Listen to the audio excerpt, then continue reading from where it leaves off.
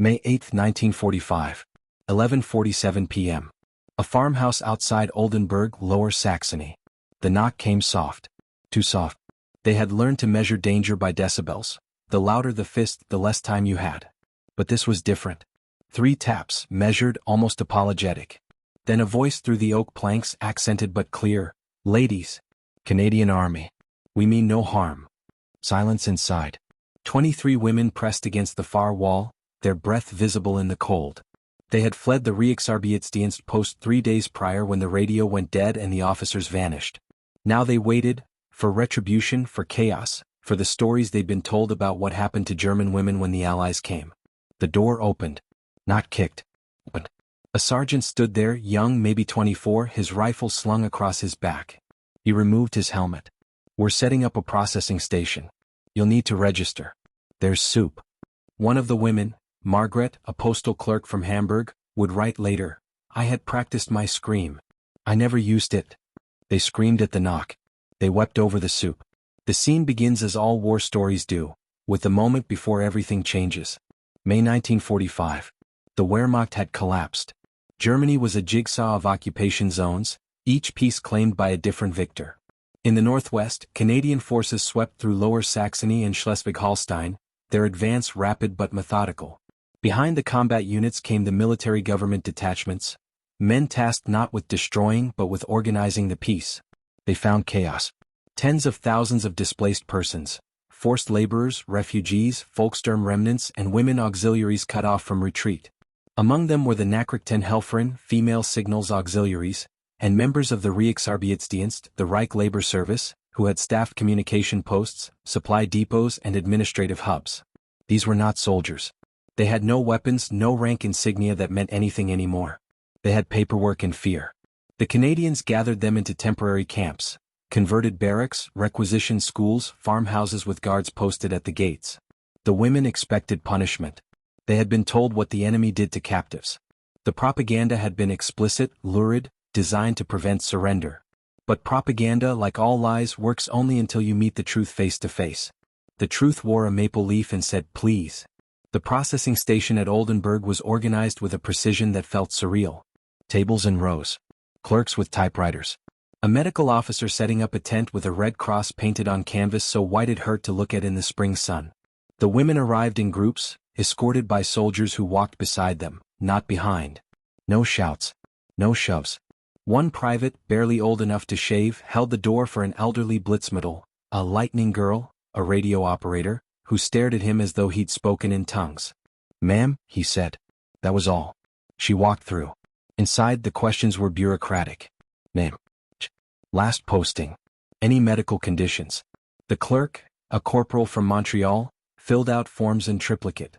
When one woman couldn't spell her hometown, he waited. Pen poised. No impatience. "Take your time," he said in careful German. Then came the soup. It arrived in steel cauldrons, ladled into tin bowls by mess personnel who didn't meet their eyes but didn't look away either. The women stood in line, uncertain. Was this a test? A humiliation? One of them, Ilse, 19, a typist from Kiel, took the first bowl and held it like a grenade. "Eat," the cook said. Not an order. An invitation. She did. And then she cried. "I had not tasted salt in 3 weeks," she wrote to her mother in 1947. But it was not the food that broke me. It was the spoon. They gave me a spoon. If this moment already changed how you see the war, subscribe, the next will surprise you even more. They had been soldiers in everything but name. The Reichsarbeitsdienst had mobilized hundreds of thousands of young German women into auxiliary roles beginning in 1939. By 1943 they were indispensable, running telegraph offices, managing supply chains, operating radar stations, decoding messages. They wore uniforms. They lived in barracks. They followed orders. But the Geneva Convention, written 2 decades earlier, had no clear category for them. Were they combatants? Civilians? Prisoners of war? The British and Canadians chose pragmatism over pedantry. They were interned persons, a legal fiction that allowed humane treatment without formal POW status. It was a bureaucratic sleight of hand, but it mattered. It meant the Red Cross could visit. It meant rations were guaranteed. It meant the camps followed rules. The camps were not kind, but they were not cruel. And in 1945, that gap was an ocean. The transit convoys moved west. Trucks, mostly, though some traveled by rail and cattle cars scrubbed of their previous cargo but still reeking of it. The women sat on wooden benches, their belongings in cloth bundles tied with string. They did not speak much. Speech required hope, and hope felt dangerous. But the trucks had roofs. The rail cars had water barrels. And when they stopped, every 3 hours like clockwork, the guards let them stretch, let them relieve themselves behind canvas screens, let them breathe air that wasn't thick with bodies. One guard, a lance corporal from Saskatchewan, handed out cigarettes. Canadian tobacco, rough and strong. A woman named Annalise, a former telephone operator, took one and held it between her fingers without lighting it. "You don't smoke?" the guard asked. "I traded mine for bread," she said. "In the bunker." "Before." He nodded, pulled out his lighter, flicked it once. "Bread's covered now. You can smoke." She did. And for the first time in months her hands stopped shaking. The camps varied. Some were old Wehrmacht barracks, repurposed with new signs and Canadian sentries. Others were hastily erected tent cities on the outskirts of towns still smoldering from bombardment. But they shared a common architecture, order. Rows of tents or huts. Latrines dug and limed. A mess hall that served meals twice a day, sometimes 3. A medical station where a doctor, usually a captain, often a conscientious objector who joined the medical corps, treated infections, malnutrition, and the 100 small cruelties that war inscribes on flesh. The women moved through this order like sleepwalkers. Everything was backward. They had been told that surrender meant chaos, that the Allies were barbarians, that captured women would be. The word was never said aloud, but it hung in every propaganda poster, every whispered warning. Instead they found laundry lines. A commissary that distributed soap. Guards who knocked before entering the barracks. The cognitive dissonance was paralyzing. Greta, a former logistics clerk from Bremen, described it in a letter intercepted by camp censors. "We were told wolves were coming. They sent shepherds instead. I do not know which is harder to bear, the cruelty we expected or the decency we do not deserve." The pivot came quietly as all profound shifts do. It was June. The camp at Reinberg, near the Dutch border, housed 2,000 women in a former training facility.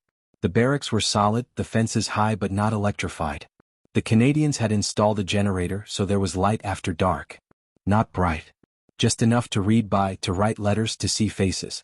One evening, a sergeant named MacLeod, Toronto-born, a schoolteacher before the war, brought a crate into the central yard. He didn't announce it. Just set it down, pried it open with a crowbar, and started distributing the contents. Chocolate bars. American-made, requisitioned from surplus stocks. Dark brown wrappers with white print. Hershey's. The women approached slowly, suspiciously. MacLeod held them out, one per hand. "Take 2, he said. "You'll want to save one." A woman named Frida, 31, a mother of 2 whose husband had died in North Africa, reached out. Her hand trembled. MacLeod placed the chocolate gently in her palm, then closed her fingers around it. "For your kids," he said. "When you see them." She stared at him. Then at the chocolate. Then she broke. Not sobs. Just tears, silent and relentless, streaming down her face while she clutched the candy bars like they were her children themselves. MacLeod stepped back, gave her space. Didn't touch. Didn't speak. Just let her cry. Later, Frida would write. "He did not say it would be all right. He did not promise anything. But he gave me a future. 2 small pieces of it. That was enough." The policies behind this decency were not accidental. They were designed. A memo circulated through Canadian military government in April 1945, stamped War Office Directive 1943/C4. Internees are persons under protection, not instruments of vengeance. Security. Diplomacy. Morality. In that order, but none above the law. Security meant the camps were guarded, fenced, controlled. No one left without authorization. Roll calls happened twice daily. But security did not mean brutality. Diplomacy meant thinking ahead. The war would end. Germany would need rebuilding. Former enemies would need to become, if not friends, then at least stable neighbors. Treating prisoners with visible decency was a signal, to the internees, yes, but also to the world watching. Morality meant something harder to quantify. It meant that the young men from Winnipeg and Halifax and Calgary, who had fought through Normandy and the Scheldt and the Rhineland, who had seen friends die in mud and fire, did not take their grief out on unarmed women. It meant that rage, however justified, was not policy. One officer, Major Hartley, a lawyer in civilian life, put it bluntly in a staff meeting, "We do this because if we don't, we become what we fought. No one argued. Daily life in the camps settled into a rhythm. Morning roll call at 7. Breakfast, oatmeal, ersatz coffee, bread when available. Work details assigned by rotation. Laundry, kitchen duty, cleaning, minor repairs.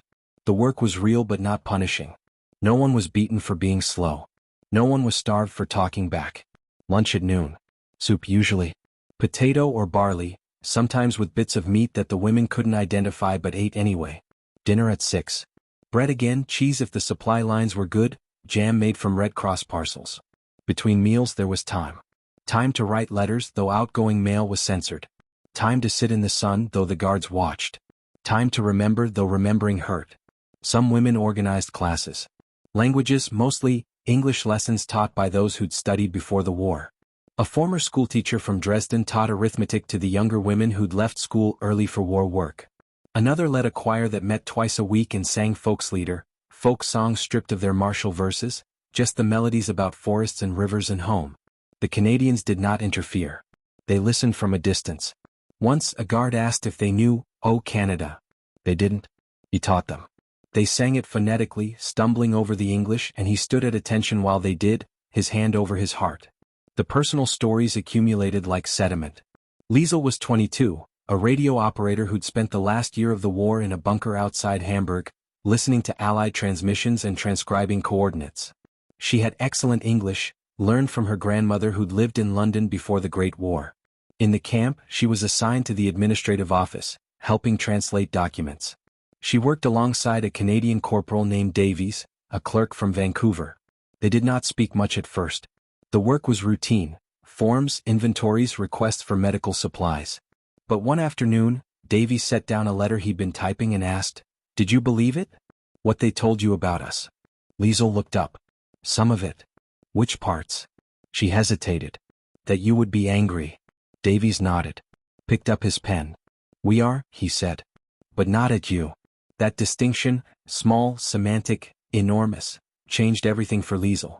"I had been afraid of punishment," she wrote. "He gave me absolution I had not asked for. I am still not certain I deserved it." Margaret, the postal clerk from Hamburg, kept a diary. It was contraband. Diaries were discouraged though not forbidden, but she wrote anyway on scraps of paper begged from the supply office, in handwriting so small it looked like code. Her entry from July 3, 1945. "Today a guard, I think his name is Patterson, saw me crying. I was reading a letter from home. My mother wrote that my brother is missing. Patterson did not ask why I cried. He simply walked away and came back 10 minutes later with tea. Real tea. He set it on the bench beside me and left. I do not know his first name. I will never forget his face." Anneliese, the telephone operator, found work in the camp kitchen. She was good with her hands, efficient, and the cooks appreciated competence. One of them, a sergeant named Bouchard, French-Canadian, bilingual, taught her how to make poutine, or at least a camp approximation, fried potatoes, gravy from powder, no cheese curds because there were none. They worked side by side in the steam and clatter. Bouchard told her about Quebec, about Montreal, about a city where two languages lived in one mouth. Anneliese told him about Kiel, about the harbor, about watching ships leave for places she would never see. "You could see them now," Bouchard said. "After. When this is done." "I was the enemy," Anneliese said. Bouchard shrugged. "You were. Now you're the cook. Things change." "I had defined myself by what I had done," she wrote later. "He defined me by what I was doing. It was the first time I considered a future." Greta, the logistics clerk, struggled. She had been a true believer, not in the atrocities which she claimed not to have known, but in the righteousness of the cause. The camp dismantled that belief piece by piece. The first crack came when a Canadian medic treated her infected finger without asking her politics. The second came when she saw a Jewish refugee, a woman from Poland liberated from Bergen-Belsen, walking freely through the camp, speaking to the guards in Yiddish and broken English. The woman looked at Greta once, just once, and Greta saw in that glance the full weight of history. She wrote no letters. She attended no classes. She simply sat in the barracks, staring at the wall, while her ideology collapsed like a house built on sand. One night, MacLeod, the sergeant who distributed the chocolate, found her outside after curfew, sitting on the steps. He didn't reprimand her. Just sat down beside her. "You can't undo it," he said quietly. "None of us can. We just decide what we do next." Greta didn't respond. But 3 days later she asked to join the English class. It was a beginning. The ideological fallout was not uniform. Some women clung to their beliefs quietly, bitterly. Others shed them like old skin. Most fell somewhere in between, confused, grieving, trying to reconcile what they'd been told with what they now saw. The Canadians did not preach. They did not hold re-education sessions or force confessions. They simply existed, competent, fair, occasionally kind, and let that existence argue for them. One guard, a private named O'Connor from Newfoundland, carried a photograph of his daughter. He was 36, older than most, a fisherman before the war. One day, a woman named Hilda asked to see the picture. O'Connor pulled it from his breast pocket, handed it over. The girl was maybe 4, blonde, laughing on a beach. "She's beautiful," Hilda said. "She is," O'Connor agreed. Then after a pause, "I'm fighting so she doesn't have to." Hilda handed the photo back. "I fought so mine wouldn't have to either." O'Connor nodded. Put the photo away. "Didn't work out for either of us, did it?" "No," Hilda said. "It did not." They stood there, guard and prisoner, two parents on opposite sides of a chasm trying to see each other across it. Neither spoke again. Neither needed to. If you're seeing this war in a new light, subscribe. The next scene will challenge you even more. Christmas 1945 arrived cold and clear. The war had been over for 7 months, but the camps remained. Repatriation was slow. Paperwork, logistics, the sheer bureaucratic weight of moving millions of displaced persons back to places that no longer existed in any meaningful sense. Many of the women no longer had homes to return to. Hamburg was rubble. Dresden was ash. Berlin was divided. The Canadians organized a Christmas service. Voluntary. Non-denominational. A chaplain, Captain Greenwood, an Anglican priest from Ottawa, led hymns in English and German. Silent Night sounded strange in both languages, familiar and foreign at once. Afterward there was a meal. Not extravagant. Turkey from tins, potatoes, gravy, canned cranberries. But the tables were set with care. Paper napkins folded into triangles. Candles and jam jars. Someone had found pine boughs and hung them along the mess hall beams. The women ate slowly, savoring not the food but the gesture. Halfway through the meal, Sergeant McLeod stood and raised his tin cup. "To absent friends," he said. The hall went silent. Everyone understood. Absent friends meant the dead. Meant soldiers who'd never come home. Meant brothers, fathers, husbands, sons. Meant people on both sides of the wire. One by one the women stood. Raised their cups. "To absent friends," they echoed. They drank water. But the toast was real. "I cried that night," Frida wrote. "Not from sadness. From recognition. We had all lost. We had all survived." In that room for 1 hour the war ended. Repatriation began in earnest in early 1946. Trains left weekly, heading east into the Soviet zone or south into the American. The women packed their few belongings, clothes issued by the Red Cross, letters, the occasional photograph. Some carried chocolate bars, carefully saved, for children they hadn't seen in years. But not all left. By 1947, an estimated 25,000 German women had chosen to remain in the British and Canadian zones, working as domestic staff, farmhands, or clerks. Some married Allied soldiers. Others simply stayed because there was nothing to return to. Liesel, the radio operator, found work translating for the British occupation government. She married a Canadian signals officer in 1948 and emigrated to Toronto, where she taught German at a high school until her retirement in 1978. Anneliese opened a bakery in Oldenburg with money saved from camp wages. She never married. She never left Germany. But she sent Christmas cards to Sergeant Bouchard until his death in 1982, each one signed "Your cook, Anneliese." Margaret returned to Hamburg and found her mother alive, her brother dead, her house gone. She rebuilt. Started a postal route again. Raised her sister's children after her sister died of typhus in 1949. She never spoke about the camp. But she kept Patterson's name written in the back of her address book. No address beside it, just the name. Greta emigrated to Argentina in 1951. She worked as a bookkeeper, lived quietly, and died in 1993.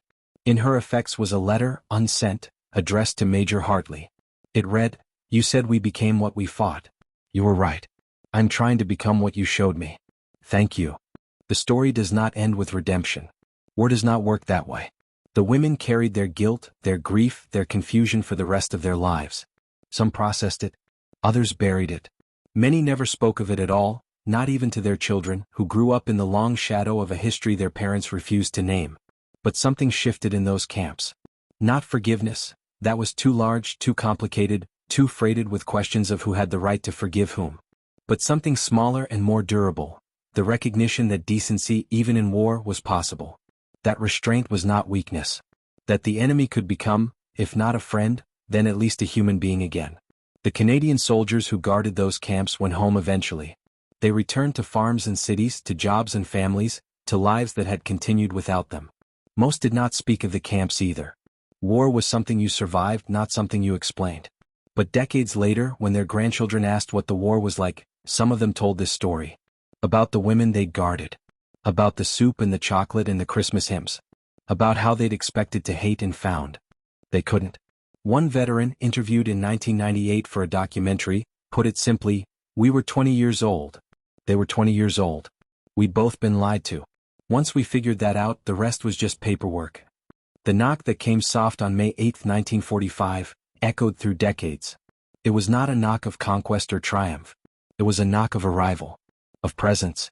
Of the quiet insistence that even in the aftermath of atrocity, even when rage was justified and mercy seemed obscene, there was still a choice. The choice was not to forget. Not to forgive on behalf of those who'd suffered beyond imagining. But to refuse to let the war determine what came next. To treat the defeated not as objects of vengeance but as people who would, somehow, need to rebuild a world alongside the victors. The women who heard that knock expected wolves. They found men. Not saints. Not saviors. Just men who'd decided, consciously or not, that they would not become what they'd fought. Years later, Frida, who'd clutched those chocolate bars like lifelines, was asked by her daughter what she remembered most about the war. She thought for a long time. "The knock," she said finally. "I remember the knock. And the voice that said, please. If this story moved you, if it challenged what you thought you knew, subscribe. History is full of moments like this, hidden in plain sight. Don't miss the next one." The war had taught them fear. The peace taught them that mercy, however small, however insufficient, however haunted by history, was still possible. They had been enemies. Then they were prisoners. Then they were people trying to make tea in a world that had forgotten how. The knock had been soft. The door had opened. And in that opening, something fragile and necessary was born. The idea that even when the world burns, someone can still say please. That was not redemption. But it was a beginning.